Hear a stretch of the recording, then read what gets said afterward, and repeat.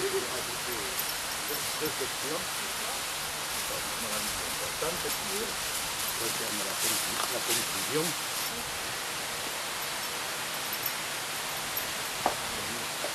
Voilà, bon, vous allez monter au premier étage maintenant. Nous allons rentrer dans la maison et on va passer à l'intérieur. Monsieur Bénet, je vous remercie de m'avoir accueilli chez vous pour répondre à mes questions. Je suis née et vis à l'Union, je me prénomme Céline et je suis étudiante. Vous avez décidé de vous représenter aux élections municipales de mars prochain pour solliciter des Unionnais un nouveau mandat. Pourquoi avoir choisi un DVD pour vous exprimer? Tout simplement parce que je n'ai pas la possibilité, et aucun candidat non plus, de rencontrer chez eux les 12 391 Unionnais. Je connais énormément d'Unionnais, beaucoup d'Unionnais me connaissent, mais certains non. Ce sont les jeunes qui vont voter pour la première fois ou les nouveaux habitants. Et dans ces conditions, j'ai estimé que ce DVD me permettrait de les rencontrer chez eux. Vous avez déjà exercé plusieurs mandats. Quelles sont aujourd'hui les motivations qui vous conduisent à vous représenter? Si j'ai exercé en effet plusieurs mandats, cela c'est grâce à la confiance renouvelée des Unionnais et grâce également à la compétence des équipes qui m'ont toujours accompagné. Une ville bouge, une ville change, une ville se développe. Et dans ces conditions, je souhaite participer à ce développement, anticiper les événements qui vont se produire dans les années qui viennent pour en retenir le meilleur et atténuer les conséquences désagréables qu'ils peuvent avoir. Pour ce qui me concerne, j'adore ma ville depuis toujours et c'est ce motif-là qui me conduit avec enthousiasme à renouveler ma candidature. Notre centre de loisirs est très fréquenté par les jeunes pendant les vacances scolaires. Pensez-vous pouvoir améliorer ce service?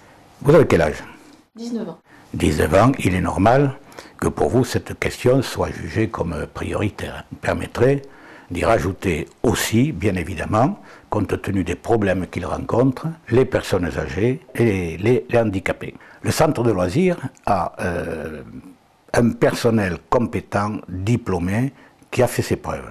Nous allons ouvrir d'ailleurs le centre de loisirs pour les jeunes enfants de 3 à 6 ans. Les améliorations, bien sûr, encore une fois, on peut toujours améliorer, et nous le ferons pour les locaux mis à la disposition du centre de loisirs qui méritent d'être améliorés. Enfin, il me permet d'insister sur un point, à savoir l'équipement informatique de nos écoles. Nous avons été une des premières, pour ne pas dire la première commune à bénéficier de ces équipements. J'y suis très attaché et nos élèves seront toujours équipés des meilleurs moyens techniques pour être les plus performants possibles vis-à-vis de la concurrence qui s'exerce déjà à ce niveau scolaire. On entend beaucoup dire que l'Union ne respecte pas les règles en matière de logements sociaux. Est-ce exact? Et je pense tout particulièrement aux problèmes rencontrés par les jeunes et les personnes âgées. Je suis désolé de vous contredire, l'Union respecte les quotas, les ratios qui sont imposés par la loi qui est intervenue en l'an 2000. Depuis l'an 2000, et même nous avions anticipé, nous très exactement depuis 1990, tous les lotissements, tous les ensembles d'habitations qui sont construits à l'Union depuis 1990 comportent les 20% de logements sociaux. Je n'accepte pas d'être pénalisé par une loi qui n'existait pas lorsque l'Union s'est développée. Et donc ce ratio nous imposerait de construire, même dans un délai de 20 ans, 800 logements sociaux qui nous manqueraient. Je ne réaliserai pas ces logements sociaux. Je ne veux pas créer à l'Union les ghettos ou les zones, les quartiers difficiles dont personne ne veut. Je maintiendrai la mixité et l'équilibre social qui règne aujourd'hui. Ce qui ne veut pas dire que nous ne ferons rien. Nous avons dans les quelques rares terrains que nous maîtrisons, nous réaliserons, nous ferons réaliser des logements sociaux au profit prioritairement des Unionnais âgés ou des jeunes. Est-il exact que vous envisagiez la création d'une forêt communale et pourquoi?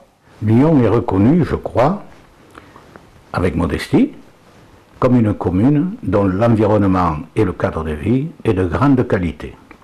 Ça n'est pas parce qu'il est reconnu comme de grande qualité que nous allons en rester là. Nous allons en effet planter une forêt sur une vingtaine d'hectares dans toute la plaine de l'Hers et de la Sausse, de l'autoroute Toulouse-Albi jusqu'à la route nationale 88. Cette forêt comportera un minimum de 20 000 arbres. Alors, autre motivation, d'abord parce que vous savez que j'aime les arbres et la nature, mais tout simplement, je suis parti de la réflexion suivante.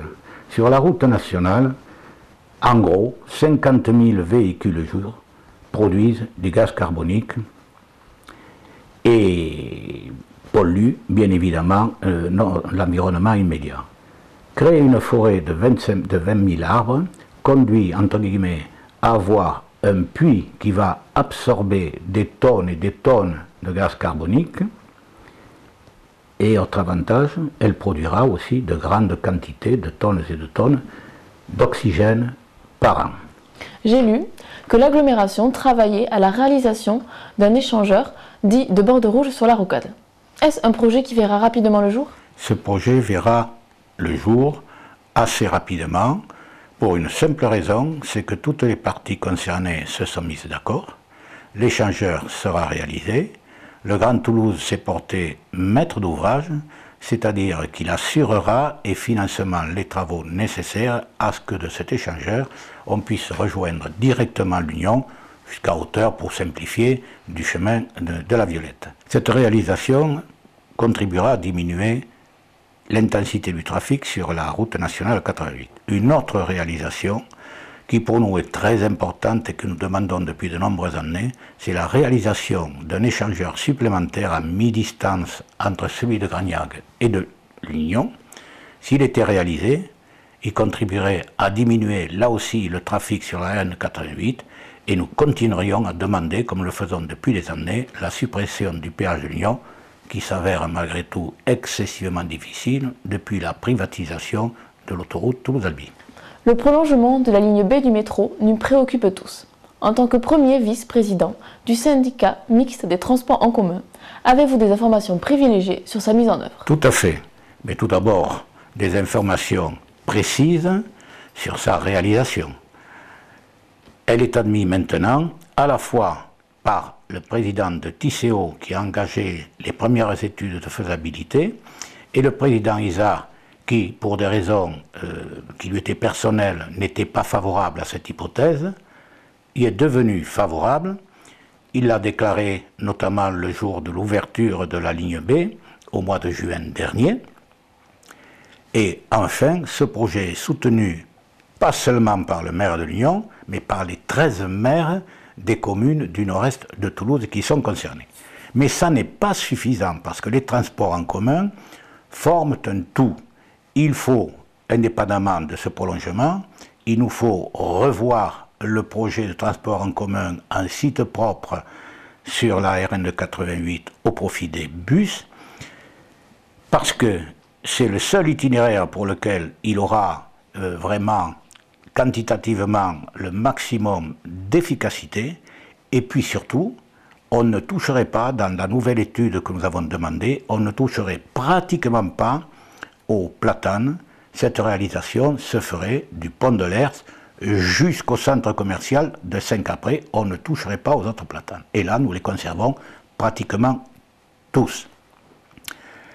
Enfin, cette réalisation aussi est indispensable si nous voulons voir un jour réaliser ce qui est dans les cartons de tous, à savoir la ligne de tramway L'Union-Tournefeuille. Si nous n'avions pas cette emprise utilisée par les bus, ben nous ne verrions jamais la ligne L'Union